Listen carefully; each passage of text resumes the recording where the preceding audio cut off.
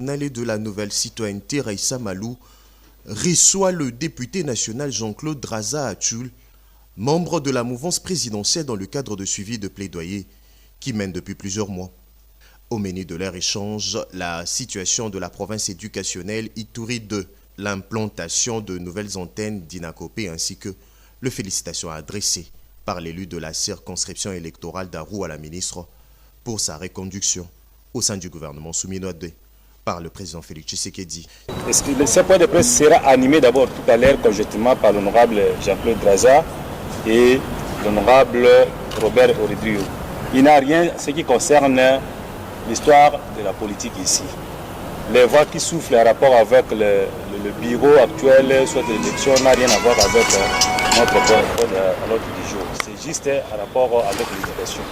Merci pour la précision. Nous courons aussi derrière l'actualité, cher. Honorable, vous avez la parole. Mais, merci beaucoup. Chers journalistes, je voudrais commencer d'abord par vous remercier parce que vous êtes la voix par laquelle notre population est informée au quotidien. Je suis ravi parce que finalement, ce que nous avons fait avec les collègues à deux, aujourd'hui sera connu par le public, par la population congolaise d'une manière générale, mais par celle qui nous a élus dans la circonscription électorale du territoire d'Arou d'une manière particulière. Vous êtes sans ignorer que dans notre constitution, il y a des dispositions qui avait déjà consacré la gratuité de l'enseignement depuis 2006. Il s'agit des articles 43 et article 72. Si je peux lire les dispositions de ces deux articles rapidement, l'article 43 dit que l'enseignement primaire est obligatoire et gratuit dans les établissements publics. Et l'article 72 dit que l'enseignement primaire assure une formation de base. Il est obligatoire et gratuit. C'est dans ce cadre que la gratuité consacrée depuis 2006 dans notre constitution a connu la concrétisation avec l'avènement de son Excellence Félix Tshisekedi Tshilombo à l'avènement à la tête de notre pays. Et nous sommes très contents parce que notre population a accueilli cette gratuité avec ferveur, avec joie, et que la gratuité se porte à merveille dans la circonscription électorale où nous sommes élus. C'est dans ce cadre, et aussi conformément aux articles 144 et 145 de notre règlement intérieur, qui stipule que le député, à chaque vacances parlementaire, doit se rendre dans sa base pour recueillir les doléances de sa population, que nous, qui sommes devant vous, nous avons eu des doléances dans le cadre de la gratuité de l'enseignement. Parce que non seulement la gratuité de l'enseignement a demandé à tous les enfants d'aller à l'école primaire, mais aussi a entraîné des effets induits. Beaucoup d'élèves dans la salle de classe et le nombre de salles de classe était devenu réduit. Il y a eu l'augmentation du nombre d'enseignants parce qu'un enseignant ne peut pas tenir plus de 4 élèves dans une salle de classe. Ce qui a fait que les parents, avec le gouvernement, ensemble étaient, parce que je vous ai dit au début que la population a accueilli, non seulement accueilli, mais accompagné aussi cette gratuité, en construisant même des écoles, quand bien même que c'était strictement interdit pour que les parents ne le fassent pas, mais à l'intérieur du pays, les parents trouvaient que la manière aussi pour eux d'accompagner cette gratuité de l'enseignement, c'était aussi de mettre la main dans la pâte, en mettant les moyens pour la construction des salles de classe, des structures scolaires, bref. Alors nous ne pouvions pas rester bras croisés devant cette situation. Nous avions commencé aussitôt, réussi les plaidoyers, réussi les doléances au niveau de notre base. Nous avons commencé des plaidoyers au niveau du ministère de l'Éducation nationale. à faveur des écoles qui fonctionnent normalement, des écoles pour lesquelles les parents se sont bâtis, mais malheureusement le gouvernement de la République n'avait pas encore attribué un statut juridique ou un document juridique à ces écoles. Voilà, c'est comme ça que je vous disais, aujourd'hui nous sommes les hommes les plus heureux. Nous sommes les premiers à annoncer cette nouvelle. Et devant vous, nous tenons à vous dire que nous venons d'obtenir finalement l'arrêté dont il est question. Je ne voudrais pas parler du nombre d'écoles qui se trouvent dans cet arrêté. Mais je vous dis tout simplement que c'est un nombre très très important. Pour l'histoire de notre territoire, ça doit être la première fois que nous puissions bénéficier d'un arrêté avec un nombre assez important comme ça. Et c'est l'arrêté ministériel numéro Minedik Cabmin 126/2025 du 20 octobre 2025 portant régularisation de la situation administrative des établissements publics d'enseignement maternel, primaire, secondaire et technique dans la province éducationnelle Ituri 2, province de l'Ituri.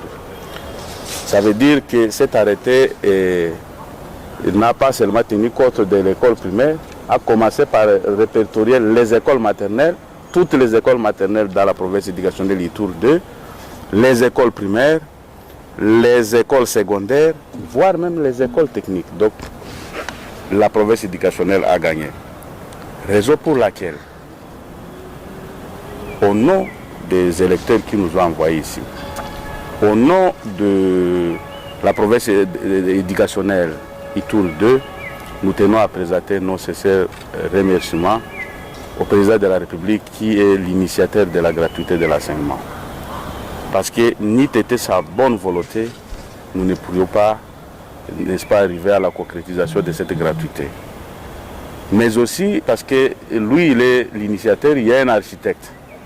L'architecte s'appelle Excellence Raïssa Malo, à qui je rends vraiment les hommages vibrants pour cet acte. Parce que ça, comme ça, et vous savez quoi? La notification de cet arrêté a été signée aujourd'hui, quelques heures avant ce point de presse. Alors que l'arrêté ici a été signé le 20 octobre. Donc aujourd'hui nous sommes le 24, il y a de cela 4 jours. Vous voyez la rapidité et la confiance, non seulement la confiance, mais aussi les crédits qu'on a accordés à cette démarche que nous avons menée.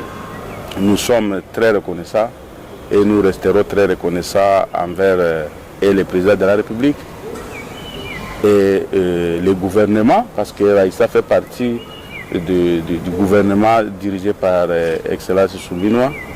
Mais aussi nous invitons ici toute notre population qui déjà avait accueilli la gratuité de l'enseignement et qui commençait déjà à soutenir, de continuer à soutenir la gratuité de l'enseignement parce que c'est pour les bienfaits de nos enfants, c'est pour les bienfaits de la génération future.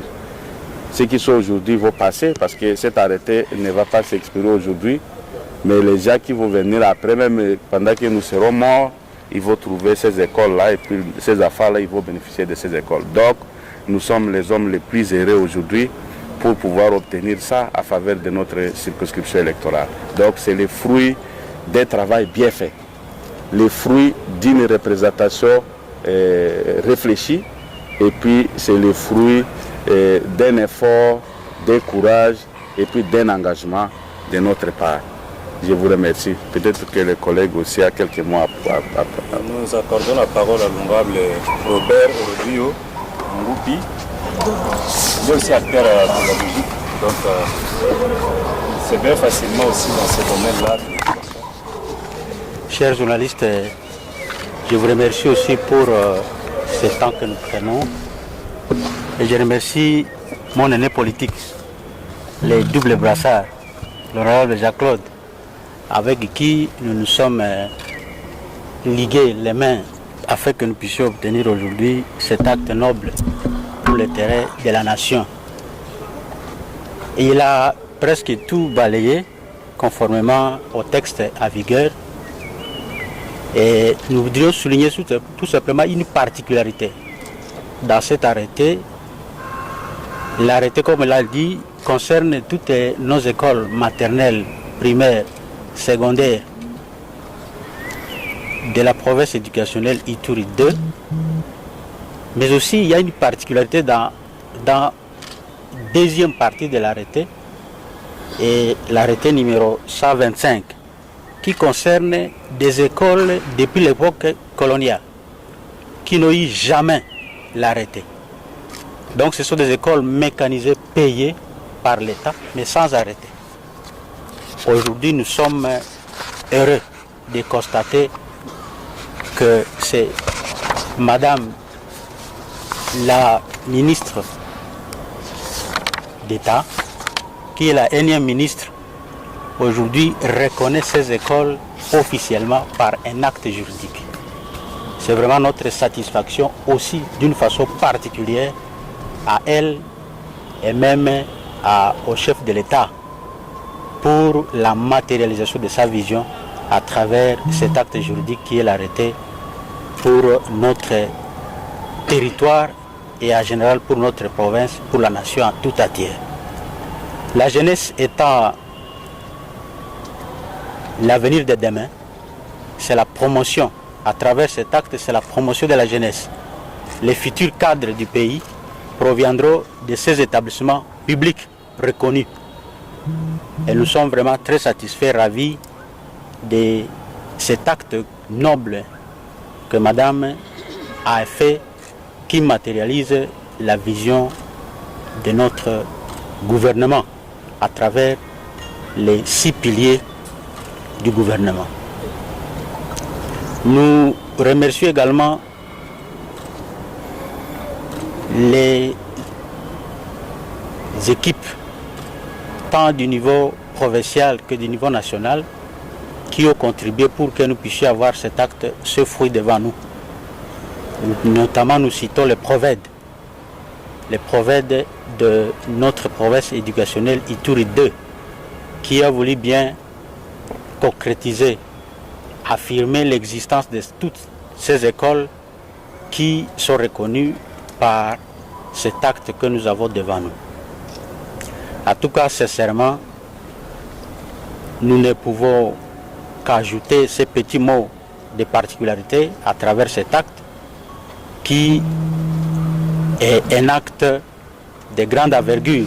Et donc nous réitérons encore une fois de plus nos remerciements à la ministre d'État et aussi au chef de l'État pour avoir placé Madame la ministre à ce poste qui a fait qu'aujourd'hui nous puissions obtenir un acte de grande valeur. Voilà, c'est par ce mot-là aussi que je vais aussi m'arrêter et nous vous remercions tous. Alors je voulais, chers journalistes, placer un mot. J'ai oublié un élément très important. Je voudrais que vous puissiez noter cet élément-là. L'acte que nous venons de poser, ce n'est pas un acte politique, vous le savez, parce que les collègues viennent de dire ici que le travail que nous avons soutenu, accompagné ici, ne vient pas de moi, ne vient pas de mon collègue. Mais c'est un travail qui vient de la province éducationnelle.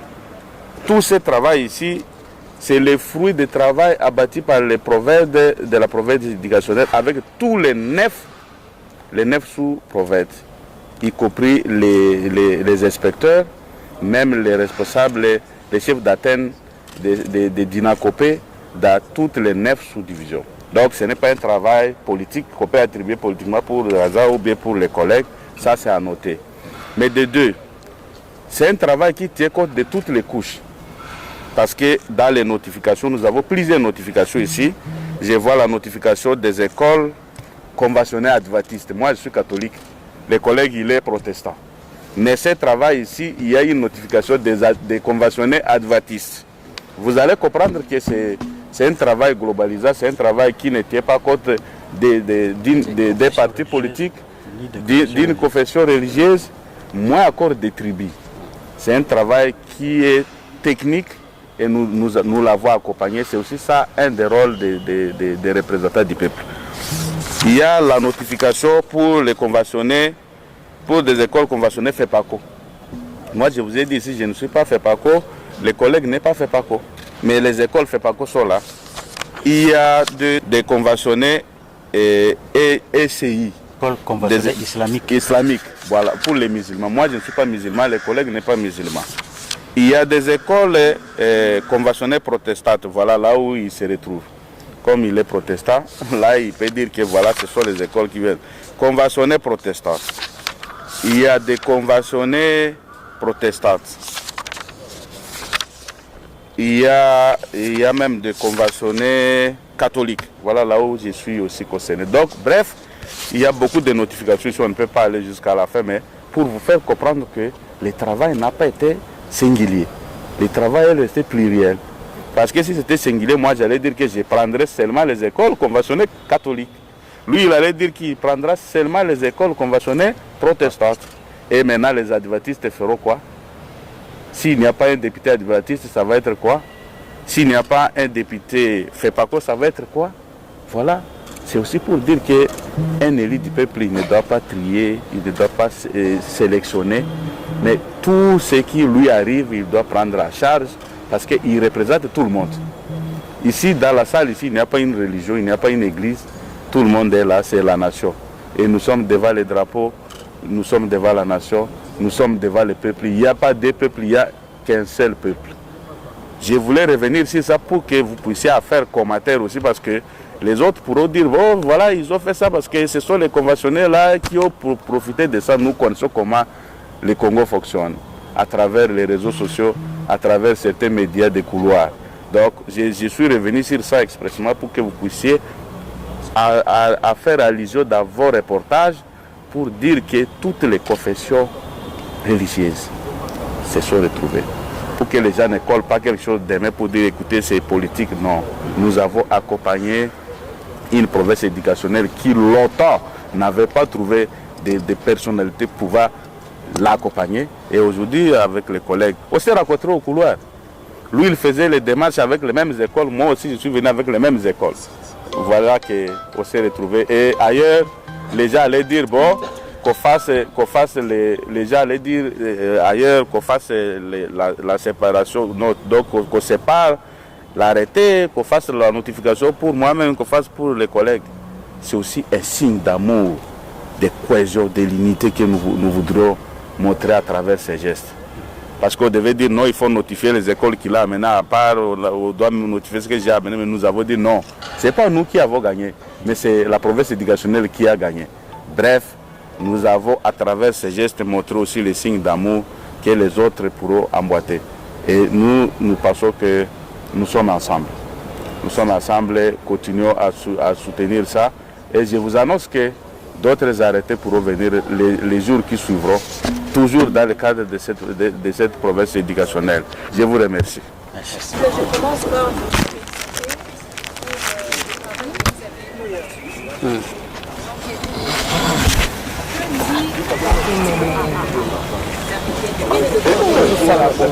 est-ce que l'arrêté accueille des écoles dans la province nationale pour deux? L'arrêté, désormais, les écoles de la province nationale pour deux seront désormais à bénéficier de la gratuité de l'enseignement. Alors, vous préférez qu'on puisse faire les tic-tac avec vous? Merci beaucoup. L'arrêté dit ceci. L'arrêté dit ceci. Arrêté ministériel, je vous épargne de tous les numéros, comme je l'avais déjà illustré avant, portant régularisation de la situation administrative des établissements publics d'enseignement maternel, primaire, secondaire et technique dans la province éducationnelle Ituri. Ça veut dire quoi? Il y a eu plusieurs écoles. Les écoles qui figurent dans cet arrêté, ce ne sont pas des écoles inventées. Il n'y a pas une école abstraite dans cet arrêté. Ce sont des écoles existantes, mais des écoles qui étaient en train de fonctionner sans document. Des écoles qui n'avaient pas bénéficié des documents pouvant les couvrir, pouvant leur donner accès pour d'autres intérêts ou d'autres avantages émanant de la République démocratique du Congo. Maintenant, comme c'est la régularisation, je voudrais vous dire qu'il y a deux avantages que cet arrêté donne à la province éducationnelle Ituri 2. Disons ça comme ça, mais on peut aussi singulariser ça pour dire que des avantages que cet arrêté accorde à la population du territoire d'Aru. Premier avantage, c'est l'emploi. Ça veut dire que tous ceux-là qui travaillent dans toutes ces écoles, de toutes ces conventionnés qui n'étaient pas reconnus, désormais avec cet arrêté, ces gens-là sont reconnus. Ça veut dire que c'est la création d'emplois. Est-ce qu'on est d'accord là-dessus? Deuxième avantage, c'est l'avantage économique. Parce qu'après cet arrêté, viendra la mécanisation de tous ces gens qui y travaillent. Ça veut dire que quand quelqu'un est mécanisé d'office, le gouvernement de la République les paye. Donc c'est un avantage économique qui suit l'avantage social qui est justement les bénéfices d'emploi en faveur de nos électeurs. Donc voilà, ce sont là les avantages qui vont suivre cet arrêté. Je voudrais peut-être compléter ce que l'honorable vient de dire.